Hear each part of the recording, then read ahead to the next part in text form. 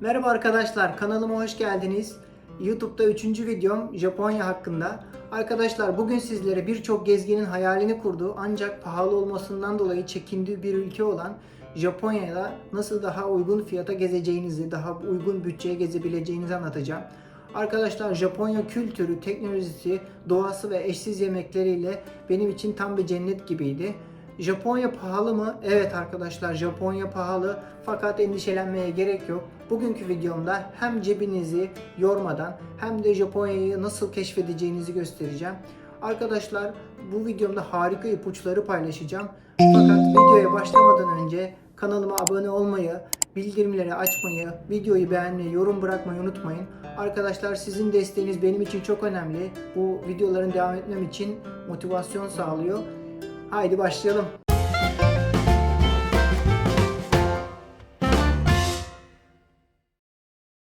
Japonya Türklerden vize istemiyor. 90 güne kadar vizesiz. Fakat girişte pasaport memuru sizden dönüş biletinizi veya kalacağınız otelin bilgilerini talep edebilir. Bunları daha öncesinde hazırlamanızı tavsiye ederim. Arkadaşlar ilk olarak Japonya'da ulaşım konusu. Japonya'da bir yerden bir yere gitmek için toplu ulaşım kullanmak şart. Ulaşım pahalı olabiliyor ancak bunun için bir çözüm yolu var. Japan Rail Pass yani JR Pass. Arkadaşlar bu bilet o kadar avantajlı ki Japonlar bile kıskanıyorlar. Bu turistlere özel ve sınırsız tren yolculuğu ve Shinkansen'lere binmeye gelmeden önce Türkiye'den veya yaşadığınız ülkeden satın almanız gerekiyor. Size aşağıda vereceğim link üzerinden satın alarak veya Türkiye'de HIS Global ofislerine giderek satın alabilirsiniz. Arkadaşlar Japonya geldikten sonra bu bileti aktif ettirmeniz gerekiyor. İlk olarak havalimanında metroya binmeden önce JR ofislerine giderek biletinizi aktif ettirmeniz gerekiyor. Aktif ettirdikten sonra kullanımı başlamış oluyor. Arkadaşlar havalimanında JR hattına binerek çok rahat bir şekilde şehir merkezine ulaşabilirsiniz. JR Pass için aman dikkat. Bu sadece JR hatlarında ve hızlı trenlerde geçerli. Başka hatlarda geçerli değil. Başka hatlarda o hatta özel bilet almanız gerekiyor. Arkadaşlar eğer Japonya'da sadece bir şehre gidiyorsanız o zaman JR Pass almanıza gerek yok. Fakat Japonya'da Kyoto, Osaka, Tokyo gibi büyük bir tur düşünüyorsanız o zaman JR Pass almanız size büyük bir avantaj sağlayacaktır. Kendi tavsiyem üzerine söyleyecek olursam ben 21 günlük JR Pass almıştım. Bu sayede Japonya'yı kuzeyden güneye kadar gezme fırsatım oldu. Arkadaşlar dikkat edin, metro ve otobüs saatlerini kontrol etmeyi unutmayın. Japonya'da genelde metro veya otobüs saatleri hep zamanında vaktinde kalkar. Ona göre Google Maps'ten haritalardan kontrol ederek bu şekilde gidebilirsiniz. Gece yarısına kalırsanız metro ve otobüsler çalışmıyor. O yüzden taksiye binmek zorunda kalabilirsiniz. Burada ufak bir bilgi vereyim. Uber Japonya'da çalışıyor ve gayet düzgün. Geçelim Japonya'da konaklama. Arkadaşlar Japonya'da konaklama için uygun yollarından birisi ise herkesin de bahsettiği tabut gibi olan kapsül otellerde veya hostellerde kalmak. Arkadaşlar hostellerde uygun fiyata ve temiz hosteller bulabiliyorsunuz. Size tavsiyem şehrin çok dışında kalmamanız. Şehir merkezinde kalın. Zaten Japonya çok büyük. Tokyo gibi büyük şehirler gerçekten çok büyük. O yüzden şehir dışında kalınca geri gelmesi ve gitmesi çok vakit alabiliyor. O yüzden şehir içinde kalmanızı tavsiye ederim. Uygun fiyatlı ryokanlara, Airbnb'lere bakabilirsiniz. Fakat benim gibi maceracı bir ruha sahipseniz Couchsurfing'den talep yaparak yerel insanlarla tanışabilir, ücretsiz konaklama fırsatları yakalayabilirsiniz. Fakat çift olarak gidiyorsanız Couchsurfing'i tavsiye etmem arkadaşlar. Kendi tecrübemden bahsedecek olursam ben Japonya'da bir gün bile otelde kalmadım. Hep Couchsurfing sayesinde arkadaşlarımın evinde kaldım. Bu sayede herhangi bir konaklama ücreti ödemedim. Bu da büyük bir maliyet kalemini silmiş oldu. Bu şekilde konaklamamı beleşe getirmiş oldum. Arkadaşlar geçelim yeme ve içme. Arkadaşlar Japon mutfağı dünya mutfakları arasında da benim en favorilerimden birisi. Hem sağlıklı hem rengarenk. Yemek Japonya'da pahalı olmak zorunda değil. Marketlerden uygun fiyata hazır yemek setleri alabiliyorsunuz. Japonlar buna bento diyorlar. Arkadaşlar Japonya'da çok sayıda convenience store, yani bizdeki küçük market gibi düşünebilirsiniz. Bunlardan çok var. 7-Eleven, Lawson veya Family Mart olarak geçiyor. Arkadaşlar buradan çok uygun fiyata karnınızı doyurabiliyorsunuz. Özellikle akşam vakitlerinde meyve ve hazır sebzelerde veya hazır yemeklerde %50'ye kadar indirim yapıyorlar. Bir alana bir bedava gibi kampanyalar oluyor. Bu şekilde yemeği ucuza getirebiliyorsunuz. Ayrıca 100 yen marketler oluyor. Her şey 100 yen. Biliyorsunuz eskiden de böyle bir konsept vardı Türkiye'de. Her şey 1 TL gibisinden.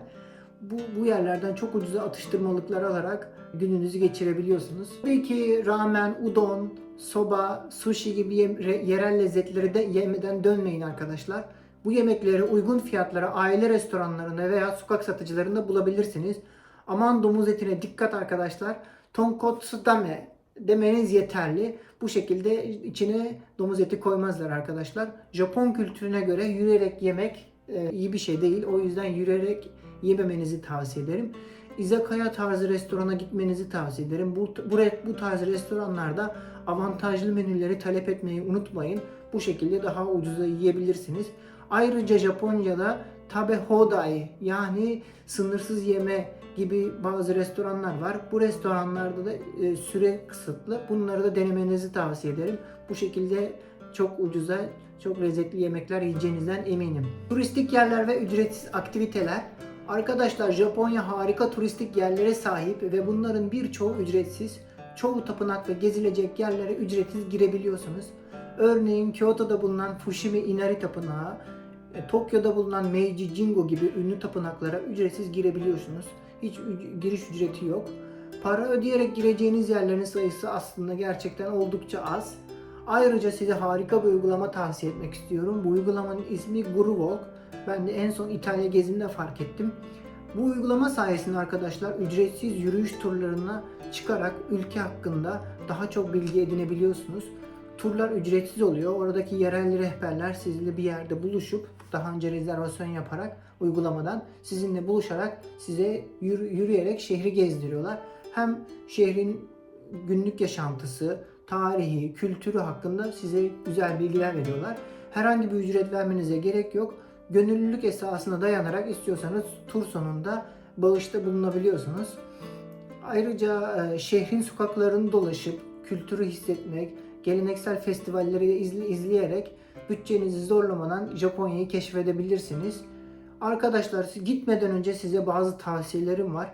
Bunların çoğunu başka kanallarda bahsetmiyorlar ama size burada ben bahsedeceğim. Öncelikle yürümeye hazır olun arkadaşlar. İyi, rahat bir spor ayakkabı şart. Her ne kadar toplu ulaşım kullansanız da çok fazla yürüyeceğinizden emin olabilirsiniz. Arkadaşlar pasaportunuzu hep yanınızda taşıyın. Japonya'da tax free dükkanları çok fazla. Gittiğinizde eğer pasaportunuzu gösterirseniz bu şekilde aldığınız şeylerin vergisini ödemekten muaf olabiliyorsunuz. Daha uyguna alışveriş yapabiliyorsunuz. Eğer pasaportunuz yanınızda değilse bundan faydalanamıyorsunuz. O yüzden pasaportunuzu hep yakınınızda tutun arkadaşlar. Arkadaşlar yanınızda hep nakit para bulundurun. Her yerde kredi kartı geçmiyor. O yüzden nakit para şart. Arkadaşlar Japonya'ya gitmeyi planlıyorsanız bunu en az 4-5 ay önceden uçak biletlerini takip etmeye başlayın. Bu şekilde daha uygun fiyata ucuz uçak bileti bulabilirsiniz. Arkadaşlar eğer sigara içiyorsanız Japonya'da açık alanda sigara içmeye izin yok. Sigara içmek için belirli bazı alanlar var. Sadece burada sigara içebiliyorsunuz. Bunların dışında eğer sigara içerseniz polis size yanınıza gelerek size bir ceza kesebilir ve ceza miktarları oldukça yüksek. O yüzden bu konuya çok dikkat etmenizi tavsiye ederim. Ayrıca arkadaşlar metroda yüksek sesle konuşmayın veya telefonla konuşmak çok kaba bir davranış olarak düşünülüyor. Özellikle göreceksiniz Japonya'da turistlere karşı Japonlar gerçekten çok saygılı. Fakat tam tersi oraya gelen turistler Japonlara karşı bu saygıyı göstermiyorlar.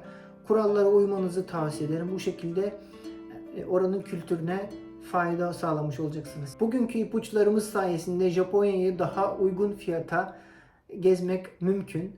Unutmayın arkadaşlar, seyahat etmek pahalı otellerde kalmak veya lüks restoranlarda yemek yemek değildir. Artık arkadaşlar asıl mesele o ülkenin ruhunu hissetmek ve o ülkeyle ilgili ayrıldıktan sonra güzel anılar, güzel arkadaşlıklar biriktirmek. Arkadaşlar Japonya öyle bir ülke ki ayrıldığınızda Japonya'da yaşadıklarınız sanki başka bir gezegende olmuş gibi hissedeceksiniz. Arkadaşlar eğer bu videom hoşunuza gittiyse kanalıma abone olmayı, videoyu beğenmeyi, yorum atmayı unutmayın. Bir sonraki videoda görüşmek üzere. Hoşça kalın.